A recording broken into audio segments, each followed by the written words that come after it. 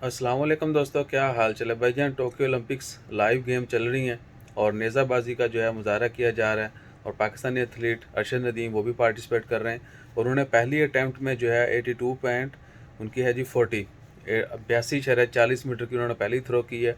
और टोटल 12 खिलाड़ी हैं और 6 अटैम्प्ट्स होती हैं। हर बंदा जो है 6 दफ़ा नेज़ा फेंकेगा। जो मैक्सिमम टाइम यानी ज़्यादा लंबी थ्रो करेगा वो जीत जाएगा।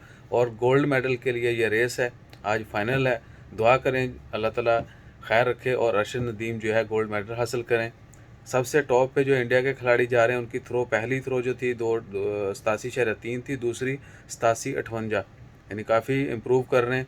उसके बाद दूसरे खिलाड़ी हैं, उन्होंने पहले 81.16 थी उनकी, 81.73, तो हर कोई यानी सेकंड अटैम्प्ट में बढ़ रहा है। दुआ करें कि हमारे हीरो जो हैं वो कामयाब वापस लौटें और इंशाल्लाह खैर जैसे फाइनल अनाउंस होता है वो भी आपके साथ शेयर करते हैं। अपना ख्याल रखिए, दुआ में याद रखिए। जज़ाकल्लाह, अल्लाह हाफिज़। ये पॉइंट टेबल आप दोबारा देख सकते हैं।